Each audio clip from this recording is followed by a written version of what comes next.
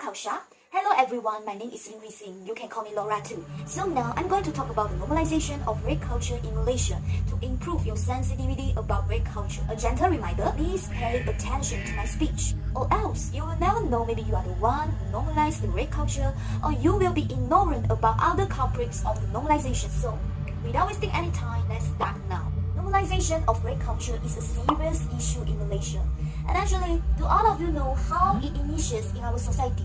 Firstly, media is the main culprit for normalizing rape culture in Malaysia. It is because the media made rape or sexual behavior as something that is romantic in the movie or drama, which left a negative impact on the audience, especially the young, because they may have thought it is normal and romantic to have this kind of behavior. Sometimes, there are even scenes where the victims fall in love with the sexual harasser or raper. It may give the audience a mindset that it is normal to have a relationship between the raper and victim.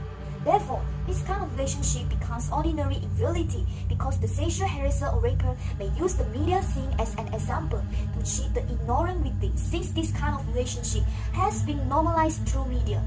Thus, it clearly shows that the media mislead the audience, especially the children who still don't know about rape and the effect of rape culture. Secondly, most victims choose to normalize the rape culture because they are scared they will encounter more unfair situations in the school or workplace. Since the workers are afraid of being fired or facing repercussions, they have normalized workplace assault and harassment. Besides, schoolgirls or schoolboys have normalized rape joke in school because they are afraid of being bullied or squeezed out. For instance, a 17-year-old student Ain who posted a video in TikTok regarding speaking out against her teachers or saying rape joke. These incidents sparked a discussion on the extent of normalization of rape culture in Malaysia. As expected, she was stigmatized and threatened by her classmates for speaking out against the teacher. Thirdly, the sad thing is even if some victims speak up about the situation or experience, most schools or workplaces always give impunity to the perpetrators, and the victims' reputation are always the excuse to their action. By suppressing and blocking them from seeking justice, they continue to fail in their efforts to safeguard the affected students or employees. For example, 17-year-old student Aang brought up a matter with her school counselor and class teacher regarding his male teacher for allegedly making rape jokes. But the teachers just ignore her complaint. Furthermore, some authorities always focus on blaming victims rather than giving the punishment to the perpetrators. The context of what the victims were doing and wearing is far more explored than the truth. Here is a common situation when others criticize the victims. Why did she wear tight and short clothing? No wonder she encountered harassment. Who asked her to walk alone at night? Didn't she know it was dangerous?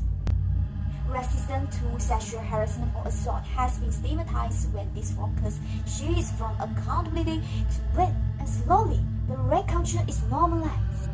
Besides, the rape culture is normalized in Malaysia because some people consider the rape comment is a joke and no need to be taken seriously. This causes many sexual harassers use just a joke as an excuse when they try to make rape comments. They think that by using the word joke can prevent their behavior from being worn as sexual harassment. They even discuss raping a female or male in a humorous tone. This insensitivity again shows that rape culture is normalized enough to be used in a comical context where a traumatic event for one person can easily be a joke to another. Just like the whole issue where actor Fauzi Nawawi could still express the red scene in a humorous tone to the public and even mention the name of the actress who was involved in the red scene. His action made this actress felt very disrespectful. In addition, even some little children start to perceive it as usual to speak about girls in a sexualized manner. This phenomenon reflects the normalization of rape culture in Malaysia and the insensitivity some Malaysians have towards grave topics. So, there was a brief about how the rape culture is normalized in Malaysia. Thus, it is clearly shown that the normalization of rape culture is still a severe issue in Malaysia. I believe that there are still many incidents which are caused by rape culture are ignored, mainly because they are considered normal. Lastly, I hope that all of you are aware of the normalization of rape culture in Malaysia after listening to my speech. Thank you for listening.